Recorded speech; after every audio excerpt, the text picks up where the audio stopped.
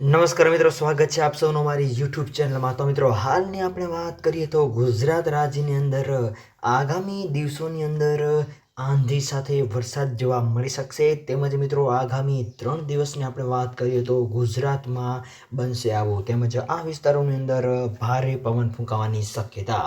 તો મિત્રો, વિડીયો ગમે તો વિડીયોને લાઇક કરો, શેર કરો, કોમેન્ટ કરો અને ચેનલમાં નવા હોય તો ચેનલને સબસ્ક્રાઈબ પણ જરૂરથી કરજો।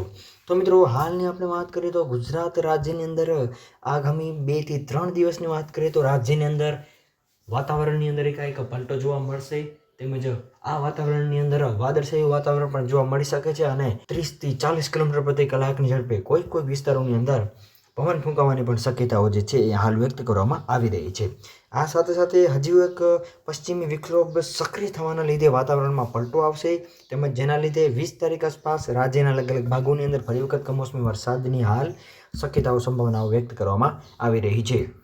આ ઉપરાંત હવામાનની સૌથી મોટી આગાહી અનુસાર હવે આગળના દિવસોની અંદર માત્ર વરસાદ જ નહીં પરંતુ તેજ પવન અને આંધી વંટોળ આવવાની પણ ચેતવણી હાલ આપવામાં આવી રહી છે। પરંતુ મિત્રો, જેની સમગ્ર નવી અપડેટ જેમ આવતી જશે એમ અમે તમને જણાવતા રહીશું। આ ઉપરાંત અચાનક બદલાયેલા આ હવામાનના મિજાજને કારણે જગતનો તાત ગણાતો ખેડૂત ફરી વખત ચિંતામાં મુકાયો છે। આગલા દિવસોની અંદર આપણે વાત કરીએ તો ભારે પવન ફૂંકાવાના લીધે ખેતીના અમુક પાકોને નુકસાન જોવા મળ્યું હોવાનું અહેવાલો મળી રહ્યા છે।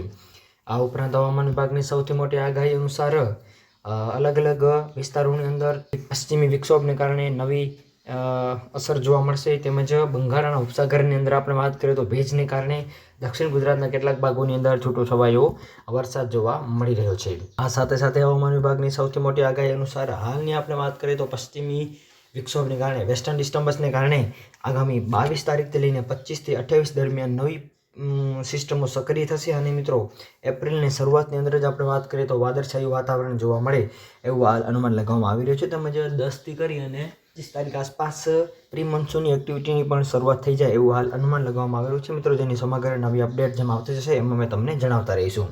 તો બીજી બાજુ આપણે વાત કરીએ તો મે મહિનાની અંદર ફરી વખત વાવાઝોડાનું સંકટ પણ જોવા મળી રહ્યું છે, તેમજ હવામાન નિષ્ણાતોના જણાવ્યા અનુસાર કાળી આંધી આવવાની પણ શક્યતાઓ જે છે એ હાલ વ્યક્ત કરવામાં આવી રહી છે। તેમજ અરબી સમુદ્રની અંદર તેમજ બંગાળના ઉપસાગરની અંદર પણ વાવાઝોડું બનશે એવું હાલ અનુમાન લગાવવામાં આવી રહ્યું છે। મિત્રો, જેની સમગ્ર નવી અપડેટ જેમ આવતી જશે એમાં અમે તમને જણાવતા રહીશું।